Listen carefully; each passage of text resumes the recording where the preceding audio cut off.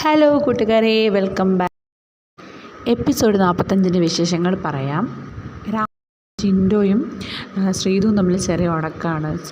ശ്രീതു പറയുന്നത് വെച്ചാൽ ജിൻഡു ചേട്ടൻ പറയുന്നതിനെ റിഫ്ലക്റ്റ് ചെയ്തുകൊണ്ടിരിക്കുകയാണ്. ജാസ്മിന് പനിയാണ്, അപ്പോൾ അവിടെ വർക്ക് ചെയ്യാൻ ആളില്ല, അപ്പോൾ പറയുന്ന കാര്യങ്ങളൊന്നും കേൾക്കുന്നില്ല, റിപ്പീറ്റേഷൻ മോഡലിൽ നിൽക്കുകയാണെന്ന് പറയും. അങ്ങനെ അതേപ്പറ്റി ചുറ്റിപ്പറ്റി എങ്ങനെ സംസാരങ്ങൾ നടക്കുന്നു. സംസാരിച്ച് അവസാനം അവർ തമ്മിൽ വാക്ക് തർക്കമാവുന്നു. പക്ഷേ ശ്രീതു അത് ഒരു മാനേജ് ചെയ്ത് പോകുന്നുണ്ട്, വലിയ രീതിയിൽ പ്രശ്നമാവാതെ. ആ സമയത്ത് ശ്രീരേഖ ഫുഡ് കഴിക്കുമ്പോൾ പറയുന്നുണ്ട് പള്ളിക്ക് തന്നെയാണ് കൊള്ളാം, പക്ഷേ പള്ളി ഉറക്കാൻ പറ്റില്ല, പള്ളി പൊട്ടിക്കരയുന്നു.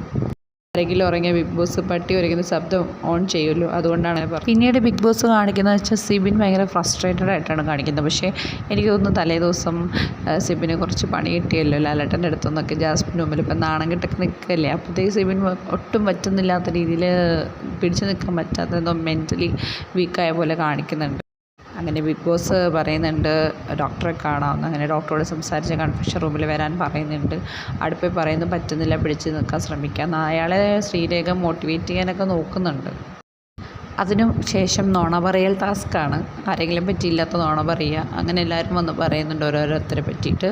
ആ ഒരു സാഹചര്യത്തിനെ പോസിറ്റീവായിട്ടും നെഗറ്റീവായിട്ടും പറയുന്നവരുണ്ട്. അങ്ങനെ അത് യൂട്ടിലൈസ് ചെയ്തിട്ടുണ്ട് ആൾക്കാർ. പിന്നീട് നന്ദനയും സിബിനും ജിൻഡോയും കൂടെ സംസാരിക്കുമ്പം ഭയങ്കര കോമഡി അടിക്കുന്നുണ്ട്. ഭയങ്കര കോമഡി മീൻസ് പരദൂഷണം പറയുന്നുണ്ട്. ഒരേ ബെഡിൽ കെട്ടിപ്പിടിച്ച് കിടന്നിട്ട് എന്ന് പറയുമ്പോഴത്തേക്കും സിബിൻ പറയുന്നത് എനിക്ക് റിസ്ക് എടുക്കാൻ പറ്റില്ലെന്ന്. അങ്ങനെ നന്ദനെ പൊട്ടിച്ചിരിക്കുന്നു.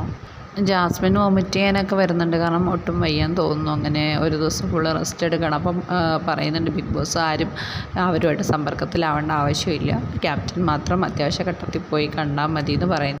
കാരണം ഇടയ്ക്ക് എല്ലാവരും കൂടി കെയർ ചെയ്യാൻ വേണ്ടി ചെന്നിട്ടുണ്ടായിരുന്നു, ചിലപ്പോൾ അത് പകർന്നാലോ എന്ന് കരുതിയിട്ടാവണം. ഇതിനിടയിൽ സിബിനെ ഡോക്ടേഴ്സിൻ്റെ റൂമിലേക്ക് കൊണ്ടുപോയി കുറച്ച് ദിവസത്തേക്ക് മാറ്റി നിർത്താനാണെന്ന് തോന്നുന്നു. പുള്ളീനെ മുഖമെല്ലാം കെട്ടിയിട്ട് കൊണ്ടുപോകുന്നുണ്ട് ബിഗ് ബോസ്. എപ്പിസോഡിൻ്റെ അവസാനം ഇന്ന് കൊടുക്കുന്ന നല്ലൊരു ഗെയിമാണ്. കാരണം അന്ത്യാക്ഷരി റൗണ്ട് പോലെ ഉണ്ടാക്കുപാട്ട് എന്ന് വേണമെങ്കിൽ പറയാം. അവരവർ അപ്പോൾ ഉള്ള ഓരോ കാര്യങ്ങളെ വെച്ചിട്ടോ അല്ലെങ്കിൽ വായി വരുന്ന രീതിയിൽ ഒരു പാട്ടുണ്ടാക്കി വളരെ എനർജറ്റിക്കായിട്ട് ഒരു ഇതായിരുന്നു നടന്നത്. എനിക്ക് ഒരുപാട് ഇഷ്ടപ്പെട്ടത് അപ്സരയുടെയും അർജുൻ റസ്മിനും കൂടി ചേർന്നിട്ടുള്ള ആ ഒരു സോങ്സ് ആയിരുന്നു. നല്ല എനർജി ഉണ്ടായിരുന്നു. വളരെ നല്ല രീതിയിലാണ് അവർ പാട്ടൊക്കെ പാടി കളിപ്പിച്ചതും ചിരിപ്പിച്ചതും ഒക്കെ. അങ്ങനെ എല്ലാവരും വിജയമായി പ്രഖ്യാപിച്ചിട്ട് ബിഗ് ബോസ് ഗിഫ്റ്റൊക്കെ കൊടുക്കുന്നുണ്ട്, എന്തോ ഫുഡ് ഐറ്റംസ്.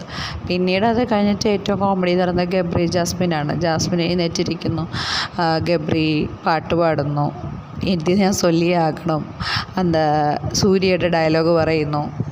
പാട്ടൊക്കെ പാടി ഇമ്പ്രസ് ചെയ്യിപ്പിക്കാനുള്ള പരിപാടിയാണോന്ന് അറിയില്ല. ഇതോ ആളുകളെ പറ്റിക്കാൻ വേണ്ടിയിട്ട് ഡയറക്റ്റായിട്ട് പറയുന്ന പോലെ.